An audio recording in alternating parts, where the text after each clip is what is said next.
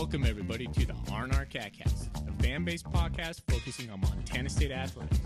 We're two dudes named Ryan from the state of Washington talking about our dear Montana State. We hope you enjoy.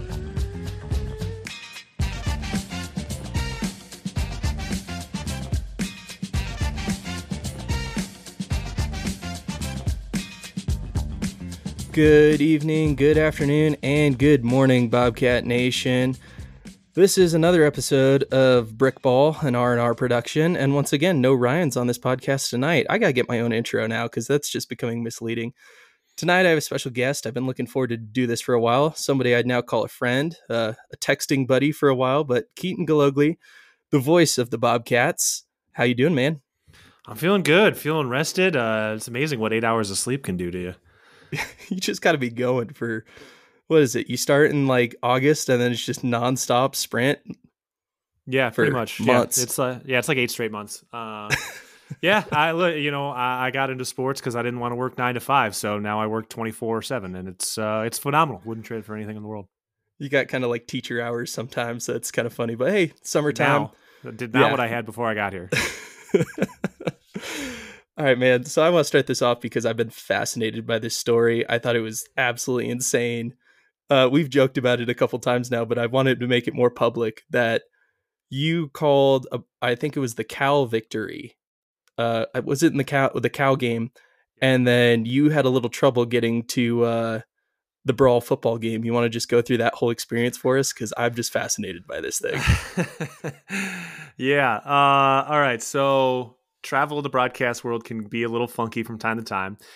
This was actually not too bad on paper for what I had, because always once basketball football season start to cross over, it gets a little crazy. There's a lot of 6 a.m. flights. There's a lot of 4-hour sleep nights or whatever, and just cramming and doing whatever you got to do. So this one was actually all right. So I met the team. I flew out to Berkeley the day of the game against Cal, because we had our last cat chat the night before. So we had cat chat on Wednesday night over at B-Dubs. We do that, with Vigs and the guys and whatever.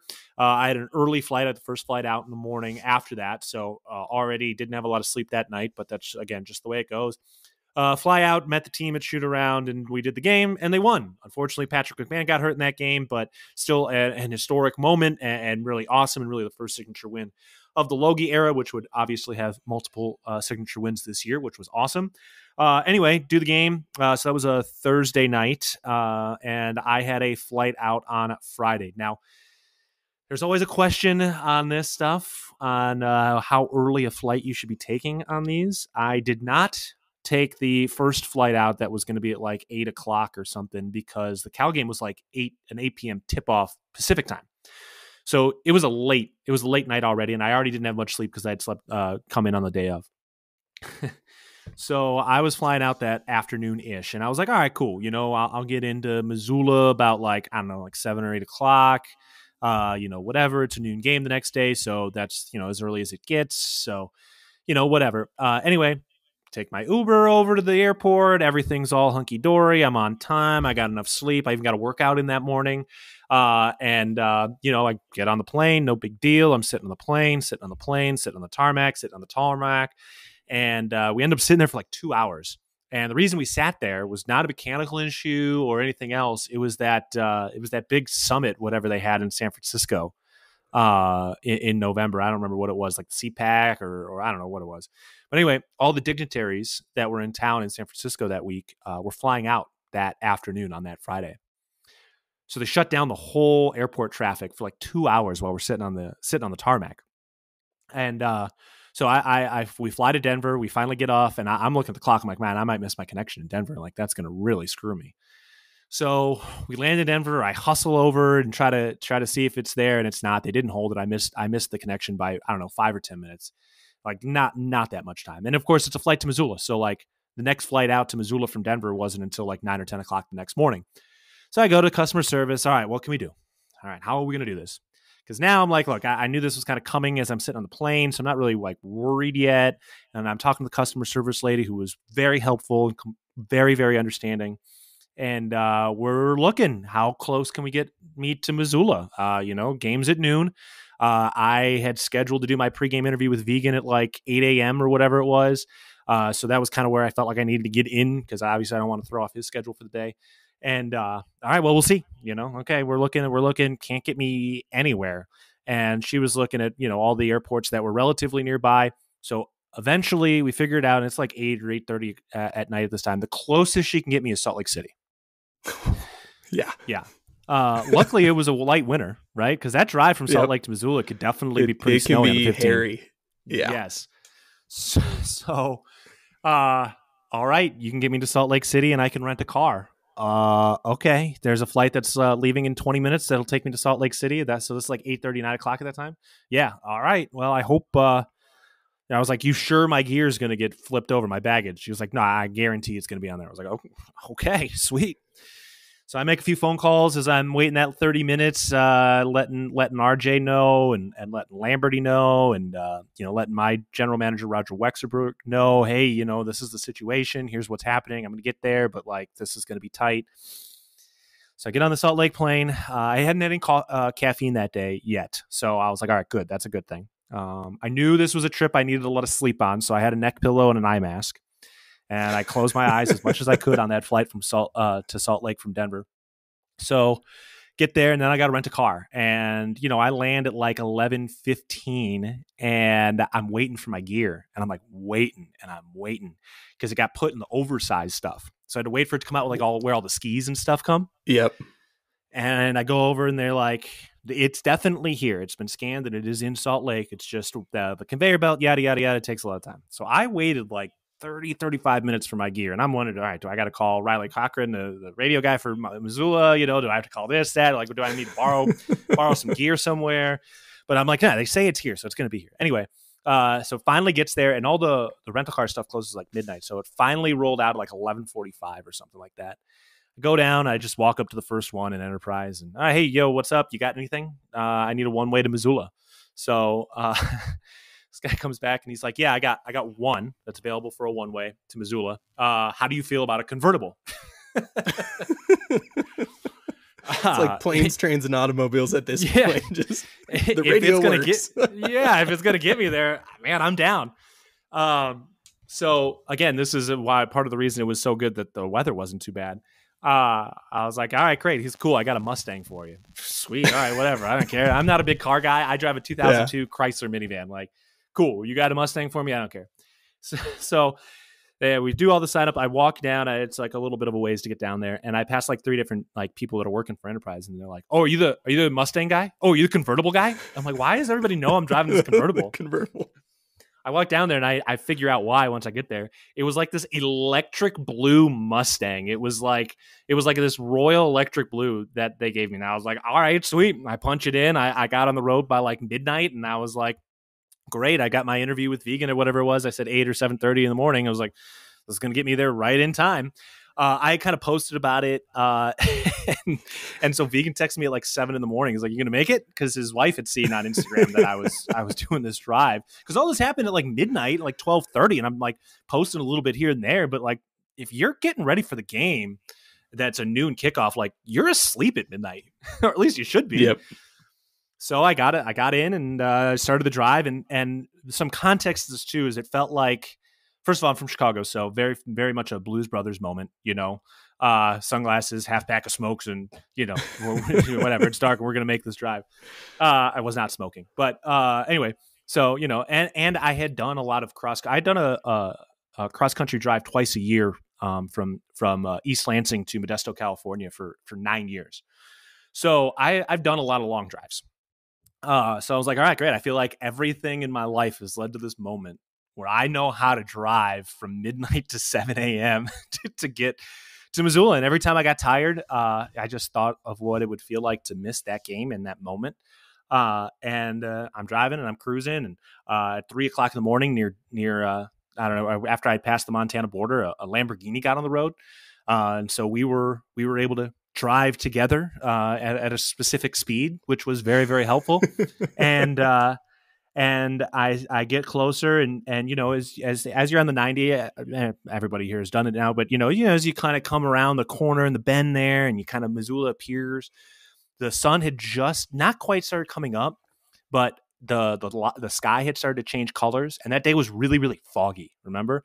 And and the lights were on at the stadium, and so it was about 7 a.m. The sun hadn't come up yet, but the sky was changing, and the lights were on at the stadium, and you could see that so quickly and easily as they're coming in, and it was illuminating all the fog, and I just it just hit me, and I was like, oh my God, I'm gonna make it. Like, I'm gonna make it.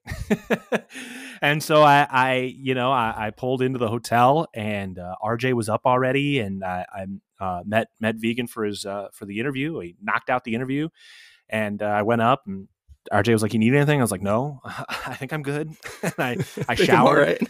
Yeah, I showered, and I sat on the bed for like 30 minutes, and then I came downstairs, and usually myself and Dan Davies and our engineer Dylan McPhail and Lamberty and our analyst, we'll all drive over together, but we kind of broke it up a little bit on this trip, and RJ came back to the hotel, and we got in the car, and I showed up a little later than I usually do, but he had picked me up a breakfast sandwich, which was amazing. And we stopped and grabbed a cup of coffee and cold brew, and we went over to the game, and we got it settled in. And I was pretty tired, but we did the open, and thank goodness we have an engineer in Dylan who can handle all of the nitty gritty of things and setting up the gear. So hit the open, and then I'd have some recorded stuff in there, so I kind of closed my eyes in the booth for like 10 minutes, and then somebody popped in because they wanted to say hello, and I said hello, and then kickoff happened, and we got it done, and we did the game, and it didn't go the way we wanted to, but I still wouldn't trade it for anything. And Dan drove, Mr. Davies drove the Mustang back, and I slept in it. I went in and out of sleep as we listened to the Washington Huskies football game on the way back, and got back later that night, returned the rental car, and then I went to sleep, and we awaited the selection show the next day. It was a lot, but it was that's a weird like 48 hours, but oh man, like you go from the highs of highs with Logie and like that win and what it meant at the moment, and be like, oh my goodness, like what's this team going to be this year? And then you go to that game, the biggest brawl ever, as is kind of touted, right? And then that's really what it was. Just kind of what happened. Oh man, that just I know, but still drives me crazy. But we got it done, and it was just a crazy football season. Just it's going to be interesting. Kind of leads me into my next question: is you've been on the job now for 2 years, and you've seen some insane stuff. Like, did you imagine like you got to see a college game day, a conference title in football, another run to the semifinals, a negative? What was the Brookings game? A negative, like basically 30-degree wind 9 or something. Negative it was like 9, -6 or -9. It was not -30, but it's just the humidity in South Dakota and the wind is so much different than it is out here. But yeah, it was like -9 or something at first kick. Yeah. And then you go and cover, a Danny Sprinkle team that makes yet another run to the tournament. And this year happens, and the craziness with the football games and just some insane ones back to Brookings. And how has it been being 2 years? Has there anything like unexpected happen? Obviously there's just been some crazy games that you've gotten to call for the Bobcats, but when you took the job 2 years ago, what were you kind of expecting versus what is it kind of been?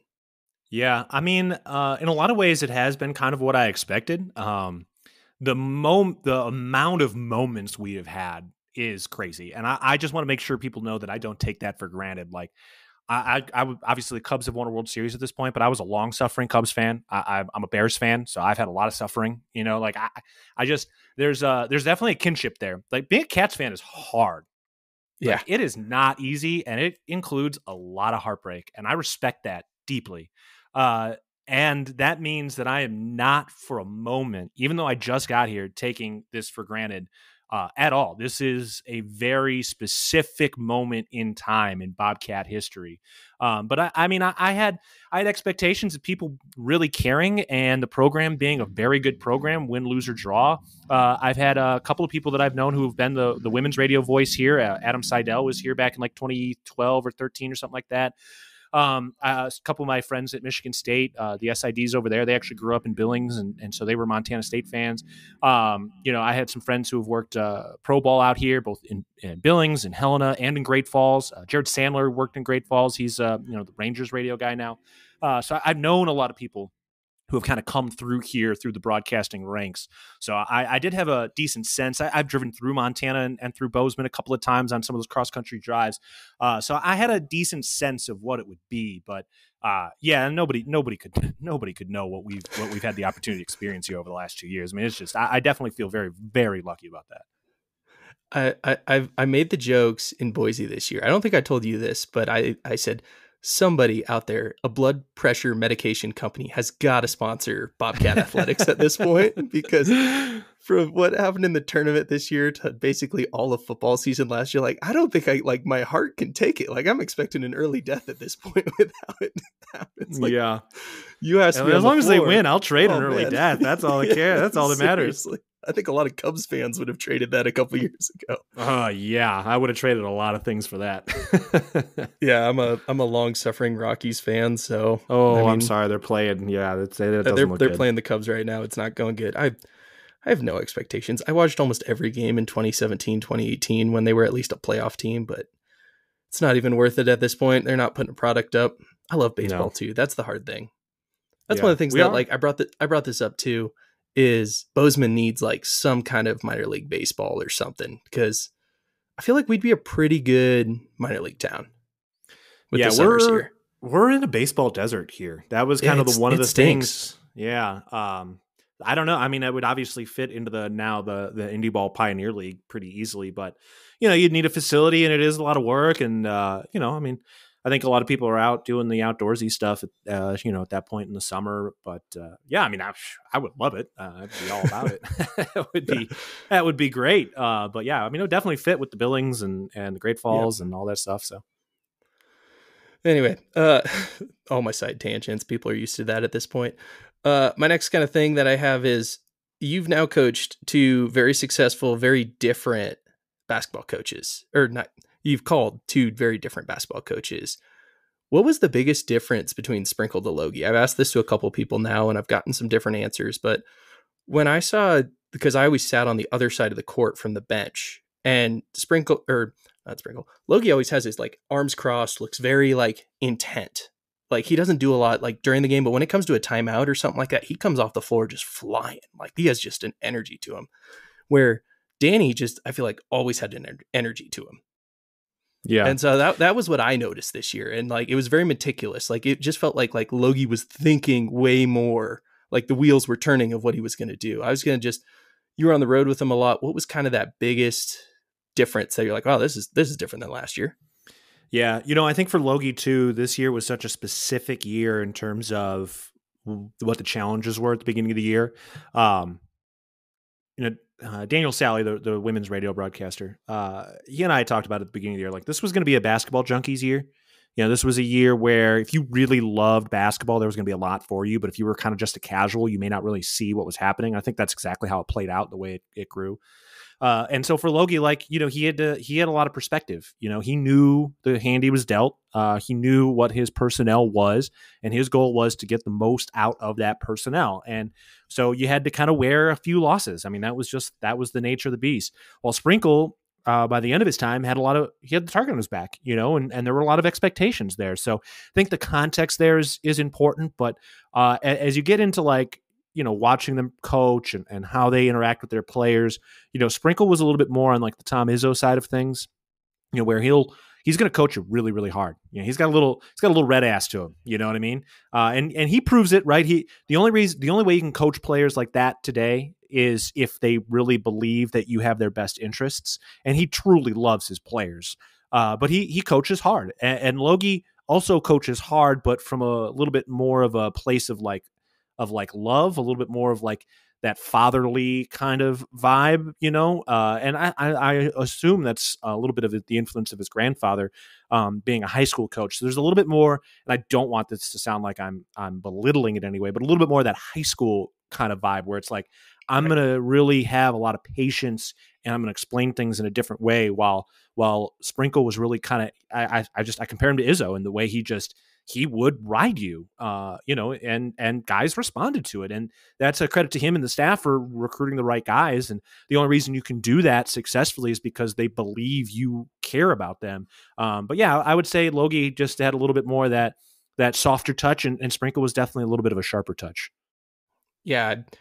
I'd wonder if that's, making your way through the D3 ranks and then the D2 ranks, and just having to deal with that player development. You got to do it, quite a bit. You got to find diamonds in the rough. Shout out to one of my buddies, Ben College, who I went to high school with, and Ben was by no means our best player in high school. We had a really good high school team that should have won a state title my junior year, But Ben went up to Whitworth and played for Logie. And when Logie got hired, I texted Ben and I said, "Hey, like, what's this guy about? What are we getting as a basketball coach?"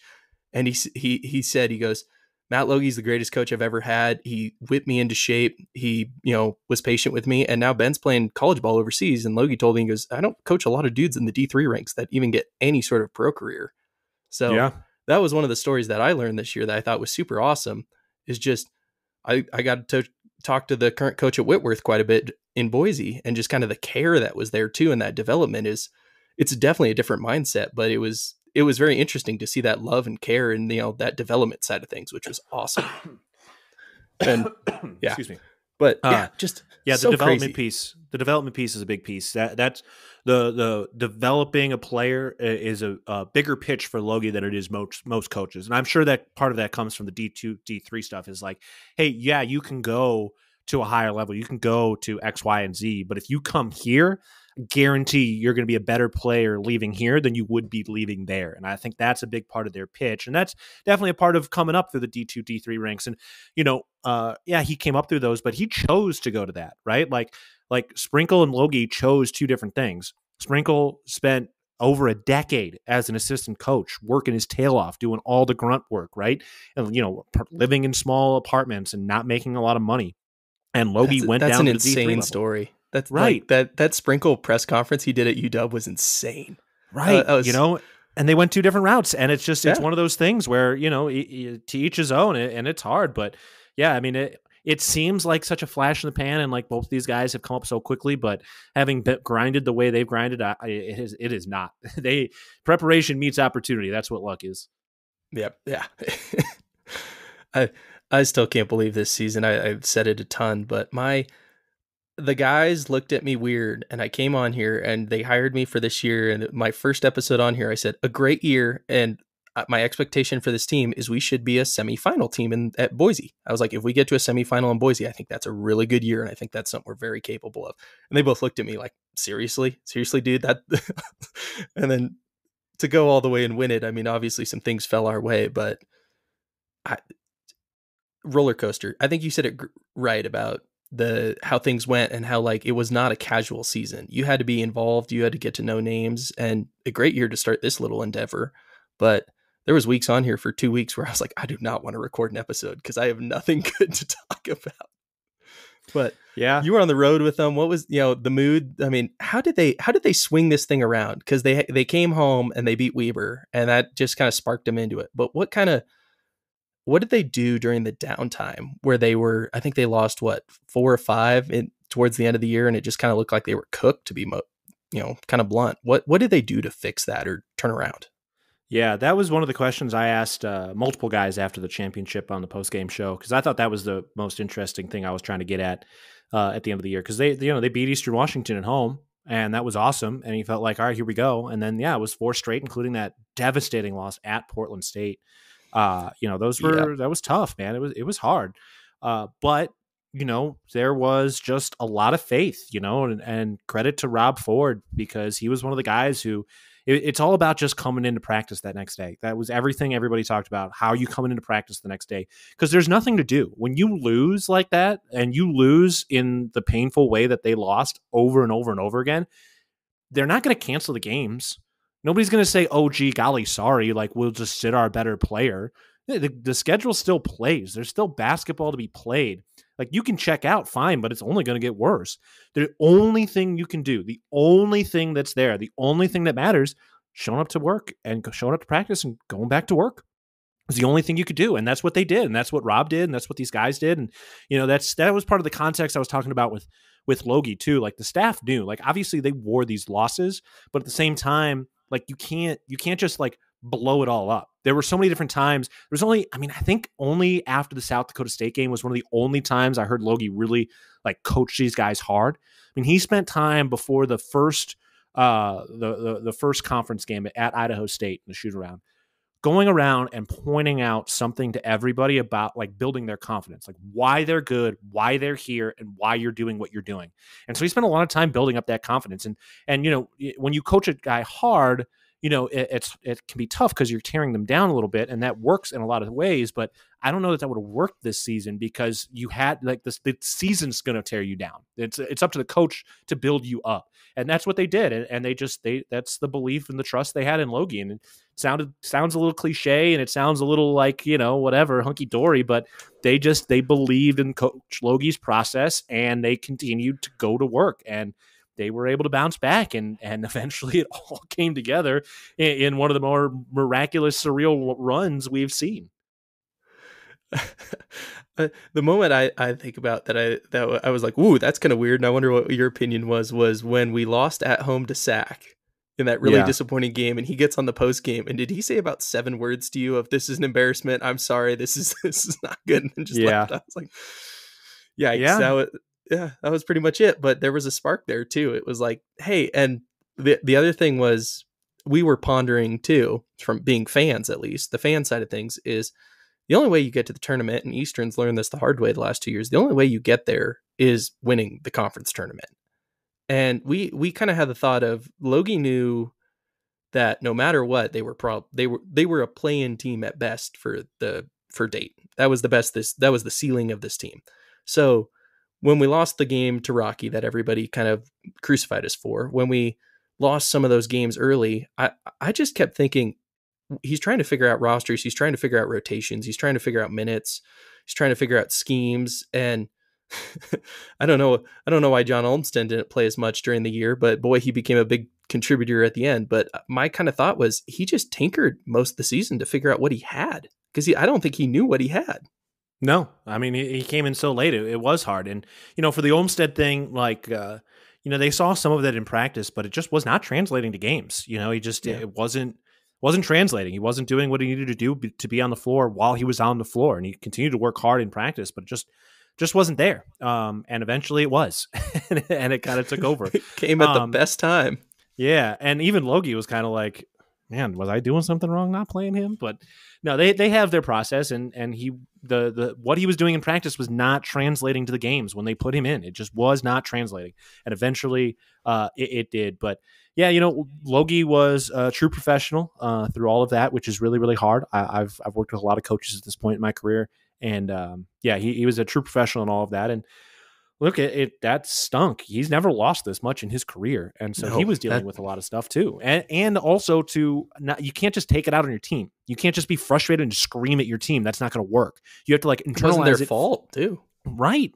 Yeah. So, that was the biggest thing. It's like, it's not these guys' fault. And it turns out that Sac State loss wasn't as bad as we thought it was, because Sac State turned out to be good at that point. That was when they had started to turn the corner. That was when they snapped the losing streak, but they had already changed their rotation to get to where they were. That included the upset of Eastern. So that loss at the moment stunk, but at the same time, in hindsight, they were a semifinal team when they were playing Montana State that day. The Idaho loss was way worse looking back at it.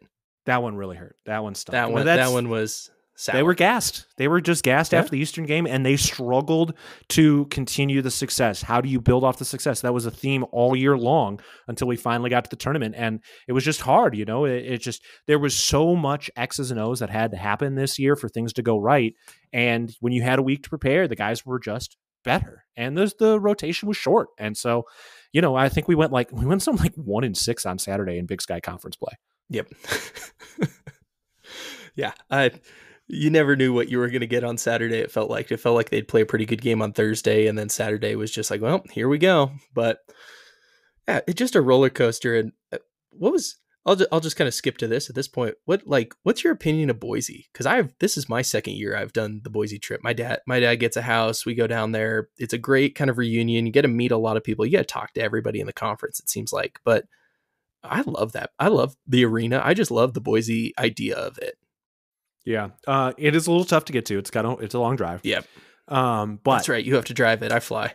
we have flown. Well, we can either fly or drive. Well, depending on our stuff, because we flew my first year, and that was like a 5:30 or 5:45 a.m. flight to get down to Salt Lake. It was the same amount of travel time as it was busing, because I was on the bus with the guys. Yep. But once you get past the travel, because it's going to be tough for everybody, No, I love it. Everybody can walk to everywhere. The broadcasters usually get together. I absolutely love that we do the women's games and the men's games the same day. Like, it's so much fun. It brings everybody together. It allows me to get to know a lot of the women's broadcasters and people around the women's programs. And obviously, I follow the women's program as close as I do anything else. So the opportunity to be there and help out Daniel a little bit on some of his stuff. No, it's phenomenal. That arena is the absolute perfect size for what we have. There's so much room for operations for us down on the floor since it's a hockey arena. We got a lot of room, which is really, really helpful. So yeah, no, I love it. I mean, I wouldn't trade it for anything else, and I hope it continues to build because it is just the right size arena, just the right size town where we can go get some food. Things are open late, and everybody can walk everywhere. I mean, I can just walk to the arena, and I'm ready to go. So yeah, I love it. It's absolutely phenomenal. That hotel bar is crazy. It's always crazy. The 2 years I've been there, it just seems you run into somebody every time, and it's just always insane. But yeah, the women's part is an awesome thing too, because the last 2 years too, but our kind of thoughts was, whatever Cats team goes further, we're going to be here till both Cats teams are done. And right. So that's kind of the cool thing is you got two options there. And the women's team, unfortunately, they had so many injuries, but they're going to have so many people back. I'm going to talk to Sally probably next week. Sorry. Oh, good. I told him I totally forgot. I told him I'd have him on, but no, you should. He's great. He's a really quality. He's not second fiddle, but that was my biggest critique for myself this year is, I'm way more in depth into men's basketball and I'm trying to learn more about women's basketball. And it's a completely different sport. Like if you watch it, there's just so many different things that happen in those games and just how schematically they do it. So definitely harder to break down for me because I just don't know as much, but I'm super excited to have him on and just let him run and just hear what he has to say. Cause I'm sure he's got some great stories as well. And they had a pretty good year. They're getting everybody back. They should be fantastic next year. Yeah, I'm excited. Yeah, I mean, I covered women's hoops. I did Michigan State women's basketball for 10 years around the Big Ten. Caitlin Clark was a freshman after freshman and sophomore by the time I finished up there, and Angel Reese was at Maryland. When I was at Michigan State. So, I've been covering women's basketball for a really long time. It is different.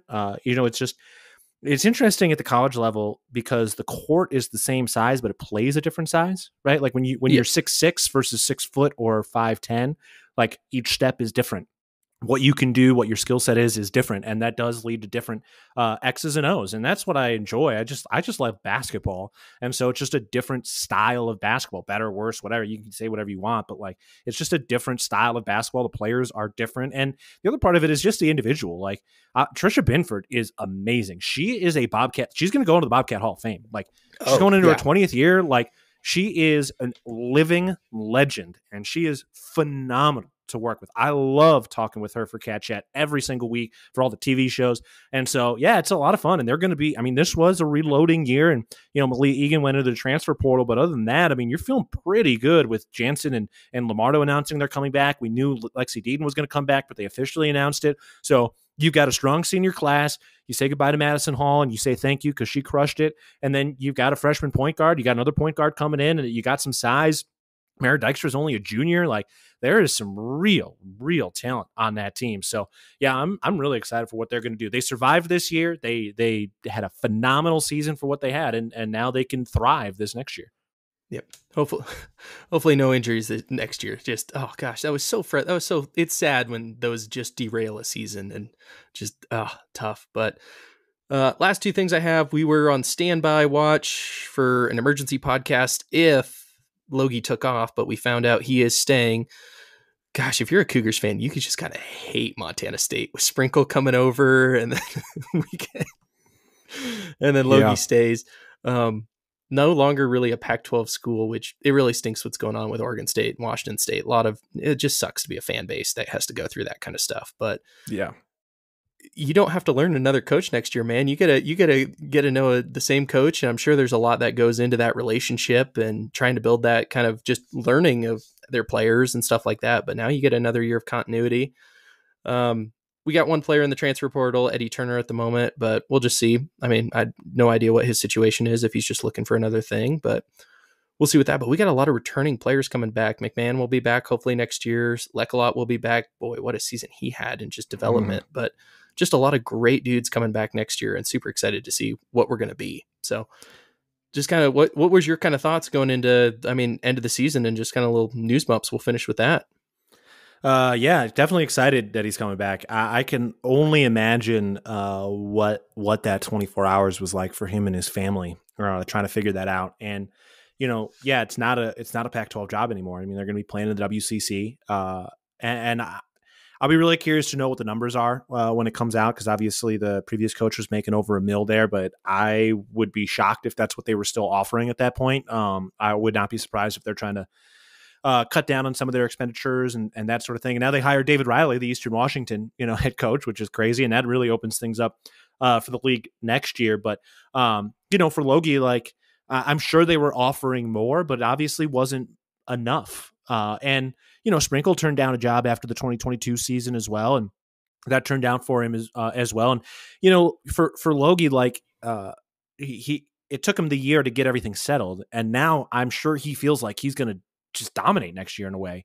And the expectations are going to be high, but now you have your system in place, and now you've got guys coming in, and they're excited about the recruit from Salt Lake City and the Trap Johnson kid from the South. And, you've got some guys. You didn't really lose a ton. Obviously, you lost a legend in Robert Ford, but you didn't lose a lot in all of that. So, I'm really excited, and I have no doubt he put the care and the care into that decision that it deserved. And a credit to the Montana State athletic department too for getting that done. There's a lot of athletic departments that would have said, "Oh yeah, sure, go on. We're not gonna offer an extension or a raise. Like, go for it. We'll just hire somebody at the same rate, like whatever." So that's a credit too to Leon Costello and the athletic department and everything they're doing. But yeah, I'm excited. I mean, you look at the landscape of the league next year. Eastern loses their coach, and Weber loses a draft pick, and Montana loses like 800 games worth of experience. I mean, you look across the board here. Montana State should be in a pretty good spot going into next year. So yeah, I'm very excited to see what they do. And for the guys who are going to be seniors, there's always that little senior bump in their performance when you can see the finish line. So I can't wait to see the way that all plays out for him. Yeah, that's. Again, I think I texted you, and I've thought about it. It's like, as a fan, you can't fault anybody for going and making more money, because at the end of the day, as fans, this is a business, and business decisions, you got to do what's best for your family. And sometimes taking those big promotions, like I brought up to Foley a couple weeks ago. I'm like, if somebody offered you, like, Sprinkle's making 16 times what he was making at MSU, and it's like, if somebody offers you 16 times what you're making, it's never going to fault somebody for doing that and taking that. But which makes me think they weren't offering him the 1.2 that Kyle Smith was making. And I don't think they were. Highly doubt that.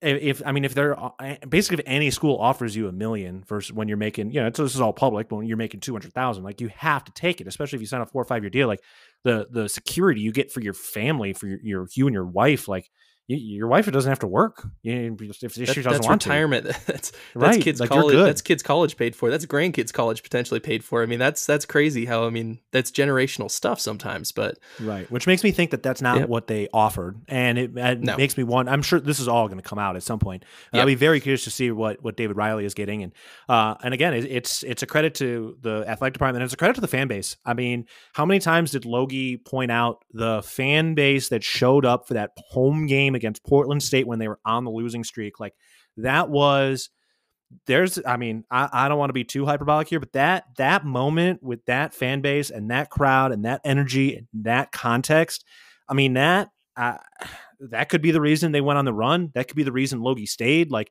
that was one of the seminal moments and one of the, like, key chapters in this era that we are witnessing over the last 3 years. And that is a credit to the fans that showed up. Like, that does not happen if people don't show up. If people are just casual about this thing and they're just kind of over it, or like, whatever, oh, it's not Sprinkle, like, and we only had 1,500 there, I don't know that we win that game, because Portland State came out hard. But they were there, and that was a very, very stiff wind into the sails of these guys, and they got it done. That helped spark the run. Obviously, they lost to Sac State after that, but still, like, that kind of sparked things. And they talked about that for a month after that game because of this fan support that day. The Sac State crowd was great too. It was 4,000 people. It was a fantastic crowd. And then we get to Boise. We had the biggest fan base there in Boise. You looked around. Loud. We had more people there than the Grizz. I mean, we have our, I think a big part of it is too, when you have your band behind you and the cheer team, that's a pretty underrated part of the experience. That just brought it out. And, the Grizz, they didn't have their band. They just had their cheerleaders there. I mean, when you're talking about energy and how those, those momentum swings in games and stuff like that, just having those extra 30 dudes and girls back there just screaming and, playing the songs and doing the fun stuff during timeouts, that's going to get you up. That's going to get the fans up. That's going to get that cheer section up louder. And I think that was a big part of it too, is just having that fan support was amazing, especially in Boise. I was stunned that the Grizz didn't have more people because I think it's closer and sometimes easier to get there, but yeah, that was crazy. That was something I wasn't expecting while I was standing back there. And there's people who showed up who were like, yeah, I'm a cat grad, lives in Boise, and I just showed up to the championship game because I heard we were in the championship game, and I was beautiful. Like, that's awesome. Yeah, that was the coolest thing about that. Yeah, but, no doubt. And I as a baseball guy who grew up, baseball fan and growing up in the Moneyball era, I grew up watching all so much stuff so analytically, right? Like, oh yeah, momentum isn't a real thing, but in college sports, momentum 100% is a real thing. Fan base is a 100% real thing beyond just the games, but legitimately, when I ask guys on Cat Chat, football, basketball, whatever, why did you come to Montana State? What was the process like? What did you see? Everybody tells a story about some game day atmosphere that they experienced during the recruiting process, without fail. Yep. I shouted them out last time because I think they're amazing, and it was the only critique. The watch party was really good. It was really well attended for the tournament watch party in Bozeman.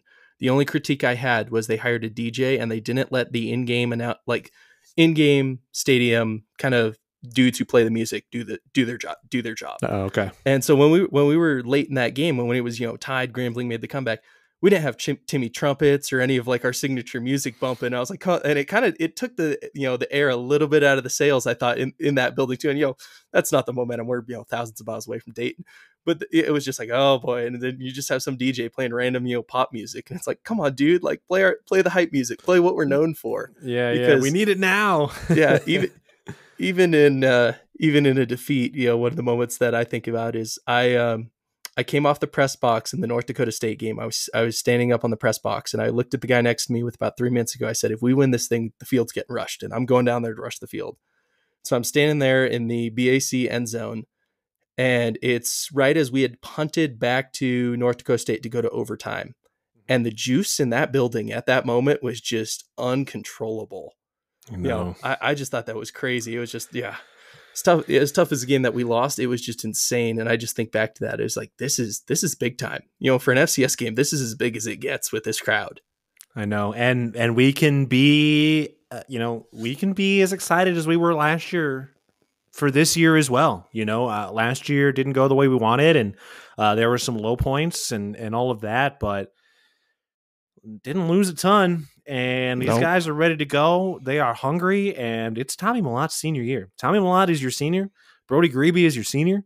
Like, those two guys, they can carry you a long way, and the schedule sets up nicely with the way it is right now, and who's home and who's on the road. So, and it's funny too. I always think about the Atlanta Braves in the '90s with their 14 straight NL East championships, and obviously we're not at that point, but apathy does set in at a certain point, and obviously Montana State hasn't won a national championship or anything yet for football, but there's an apathy factor there when you start to have some success, and the fact that for basketball we had the coaching change and all of this, there was no apathy there this year. There's going to be no apathy there this year.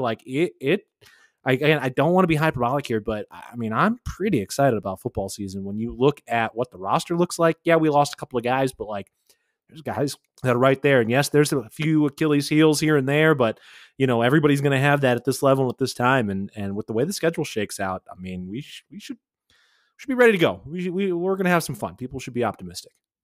Less than 20 days till the spring game. You're right back on it, calling the spring game pretty soon here. I remember last year I moved to Bozeman in May, but I came a little early for looking for housing, and I showed up to the spring game, and I was watching it, and I was just like, dude, we got some dudes on this team. That was my takeaway from the spring game. I think Jared White, was awesome. He was a baller in the spring game too last year, and I just looked at our lines, and I'm like, our lines look like big time lines. That's always the biggest thing you hear from the FCS is you'll never get the linemen for that. And I looked at our lines and I was like, oh, both sides of the ball, we got some dudes. And most seasons you can look back and say, well, if we had if we had this guy or this guy, we just weren't strong enough, or we weren't big enough, or we weren't, we weren't this or that, we just had some plays just not go our way and just some kicks 100%. Not go our way. Yeah, that's how it felt. Obviously the Grizz game, but you don't. That get wasn't to the Grizz game. as lopsided as it felt in the moment. Going back and it was not as lopsided. I mean, yeah, it was a blowout, sure, objectively, but that was not as lopsided as we thought. Clinton McDowell fumbles on the first, possession down the field, and we go down, and if that's not recovered, I mean, there's a lot of what ifs there. But we talked about how what ifs are part of sports. But after the South Dakota State game, so you're an inch away from winning the South Dakota State game if his foot's in bounds. You're an inch away in the Idaho game. You're an inch away in the Idaho game, or if right. Taco Dowler catches that in the back of the end zone, or if who was it who barely didn't tip the ball that Hayden hadn't caught at the end of the game? Rylan Ort on the game-winning touchdown. He was a fingernail away. He was a fingernail away from a stopping a third down conversion late after we had scored in Missoula too. Yep. I know. And then there's a couple in the North Dakota State game where you're a play away from winning that game and going on to South Dakota, and right. a team that Louis LaKepa's not 100% at that point, and that certainly hurt when we were trying to stop the run, and we let up some big run plays in that game. But you're right. The point you're making though is a perfect point that people should remember, is that we're in a moment now where we're not talking about we're not big enough, we're not big enough in the trenches, we're not fast enough. We are big enough, we are fast enough, we have enough talent. And last year, now in hindsight, feels like it was built a little bit on a house of cards. That offense just never totally clicked. And I'm sure part of it's the injuries. Chambers got hurt at the end of the year, and Malott was hurt in the middle of the year, and yada, yada, yada. How is Malott's health going to be this year? That's a fair question to ask based on how his seasons have ended over the last 3 years. But we're not questioning the speed, the strength, or the size. And the guys have that. And now it's up to the coaching staff. It's up to Vigen. It's up to Walker. It's up to Daly to put that stuff together and make sure that the sum of the parts is more than the individual parts. Because last year, I don't feel like it was. That team was better than what we saw on the field, unfortunately. And that stinks and that hurts. But ultimately, those guys are coming back with a renewed edge, and they're gonna be good. We're gonna have a lot of fun football season next year. I'm so excited. You mentioned it, the new coordinators, Daly and Walker. We did an interview with Walker. I'm so excited to see what he can bring. I'm so excited. I mean, I feel like people have wanted Daly to be the defensive coordinator for a while now, but what those guys can do on the play calling, what they look like. You got two really talented, young coordinators in the system now, and we'll see what they can do. But I think that's something that a lot of people are looking forward to, is these guys are getting their shot, and let's see what they do with it. And that's a part of now we can really see the Vigen CEO of it all. There's that treadmill of making sure we've got 10 or 12 guys we feel good about on the defensive or offensive line, but we're also seeing that treadmill of coaches. Because he does understand where we are. This is the FCS. Like, people are going to you can make more money as a coordinator than at the Power 5 than you can as a head coach in FCS. That's just the reality and the economics of the situation. So you're going to lose guys. Like, you're going to lose coaches. And when you win, you're going to lose personnel. And so to build that, pipeline of coaches, we're starting to see a little bit of that now from Vigen, now that we're a few years into his tenure. And I think that part's really cool. And I think for Tyler Walker, we kind of heard Vigen a few times last year kind of point him out. But for Daly, that guy's a future head coach, and this is his first coordinator job here. And I don't know that he was particularly ready when he first got here, especially learning Vigen system, because it was a little bit of a different system than he was running at Idaho.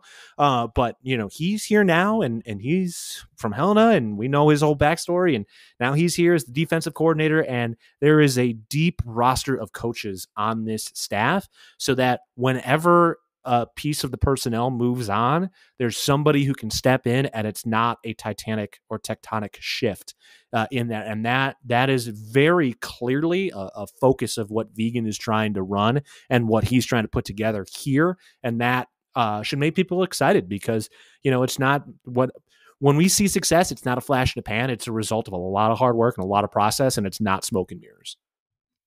Does Vigen know he doesn't have to wear a suit to his weekly press conferences every week, or is that just a part of the flavor where he just wants to? I respect it. That is how you do it. I think it's crazy. Yeah. We wear suits on the road. All the coaches put on a tie when we get on the plane. I wear a suit and tie for everything. I am 100% for it. I am anti the schlubbification of coaches and all of the things we have seen. And look, you can be comfortable and whatever. And I get it. If you don't want to wear a suit and tie, that is fine. But nah, man, I am all for it. We should be sharp. We should be clean. And it is a part of the It is a part of the detail that you put into your day and to your life. And when you are well put together like that, with a well-tied tie and a well-fitting suit, that means the rest of your day was probably well put together as well. So I am all for it, and I am never going to let a coach outdress me. So good. I'm glad he's doing that, and he should keep doing it, and I'm going to keep doing it as well. I'm giving you the moniker, the best dressed broadcaster in the Big Sky, because on the YouTube camera for the games, the Keaton cam, as I'm beginning to call it, I've noticed the ties, but I've started to ask you about, how many ties did you pack on a trip, or what ties do you have? Always. I will never, ever, ever be the guy who has to go shopping for a tournament run, ever, period, full stop. Ever. I have, what did I have? I have one, I'm looking at my closet right now. I have, 1, 2, 3, 4 suits and 1, 2, 3, 4, 5 sport coats or so, and I got like 20 or 25 ties. I mean, I wore a suit and tie when I was doing all the Michigan State games, so that was what our network did. Everybody wore a suit and a tie when we did our games, and now it's part of my process and a part of my routine. And if I was doing it there, I'm not going to stop doing it here. And it makes me feel good. It makes me feel locked in. It makes me feel like $1 million, and it comes out of the broadcast. Do you have a lucky tie or like a championship tie or anything at this point? Nah. Do you have anything like nothing that's like, hey, the specialty at this point? Nah, I mean, I do have I have a pair of sport coats that I bought when I had first moved here that are very particularly like Montana State. You've definitely seen them, but the one of them's like it's like gold and blue, like checkered, but like really, really small checkered. And I would never have bought that sport coat if it wasn't Montana State colors, but it's like gold and blue. And then I've got another like window pane, like navy blue suit with like a silver or gray. Like plaid, like window pane on it. And they're very broadcastery, because it is a thing, there's a broadcaster look. It's like, it's this side, it's like the other side of Craig Sager, RIP. But yeah, no, so I've got they're just, I don't have any illusions about my importance. What I do up in the booth or what I wear, unfortunately, will not make somebody's hands stickier or their spirals more direct. So if I could affect what happened on the field, I would. But unfortunately, no matter what I do, what I wear, or how I handle myself, I'm not going to be able to affect what happens on the field. All right. I'll kind of wrap it up. I got one more question for you. Coming from Michigan and just kind of living in Montana, what's your favorite thing off season? Have you picked up any hobbies out here? Anything that you're just like, I would have never done this before? Oh, yeah. Well, it's not so much I wouldn't have done it before, but now I just have the opportunity more. I mean, I'm a big hiker. I had cross-country skied a little bit before I got out here. I had a couple friends in Michigan that like to do it. So I picked up some secondhand used skis at the Play Again Sports. And so I like to hit the trails in town, which is awesome. But yeah, no, I'm a big hiker and backpacker. When I was I grew up in Chicago and I was in Boy Scouts and stuff, but camping around there, like you drive 8 hours just to get to see some trees. So yeah, when I was when I was in California, I was Modesto, the Nuts, the now Mariners affiliate that I was working for 9 years out there. That was actually only about 2.5 hours from Yosemite. So I would go out to Yosemite a lot for those off days, those single off days. So I've done a lot of backpacking, a lot of hiking. I know people don't like to give their hiking or fishing tips on Cat Chat. One of my favorite questions to ask players when they say they're outdoorsy is like, or they fish, is like, where do you like to fish? And you can always see them, picture their fishing hole or their spot or wherever it is, and then you can see them almost picturing other people there, and they're not going to give it, and you get the same reaction every time. But it's precious. So yeah, no, I love hiking. I'm a big backpacker. I've been all over the place. I've had many things in Highlight already. I've done the M Trail in Baldy multiple times. A couple other things in Bridger. I've been up to Glacier National Park already. So yeah, big hiker, big backpacker. Still figuring out how to hike in grizzly country a little bit here and there. But yeah, if anybody is a big hiker or backpacker who listens to this and you don't want to give out your spots, hit me up. I promise I'll keep it safe. I'm down to hike with anybody, anytime, anywhere. And yeah, I love hiking. I love being in the mountains, and I just love the exertion of it and love the views. That's awesome, mate. Yeah, no, I'm a legacy at MSU, so my parents both went here. My dad was a big fisher, and same way. Won't give out he barely gives me his fishing spots, and he hasn't lived here in like 20 years. That's the funniest thing, is like I have to like get on him and be like, hey dude, like where are you going? He goes, well, you're not going to tell anybody, are you? And I'm like, no. It's like, well, I don't even know if I want you there. And I'm like, nobody's fished there in 20 years. I love it. It's so much fun, dude. I just love watching the guys react when they realize they could accidentally give it out. Oh no. Yeah. Now, it's not the X's and O's. It's not giving bulletin board material to the rival. No, it's giving out your fishing spot. And I respect it. I respect it. Thing. Yeah, I respect it. And I'm going to keep asking it. Every single guy who comes up who mentions they're a fisher, I'm going to ask. Somebody's going to slip. That reaction. Somebody is going to slip eventually. And if they slip off that versus, how they're going to attack the zone defense next week, I'd much rather have them slipping on on that than some X's and O's stuff. All right, dude, I'll get you out of here. We have a custom on the show with a little Go Cats at the end. So thanks for doing this. Appreciate it. I'm sure you'll be a returning guest at some point, but Go Cats. Go Cats.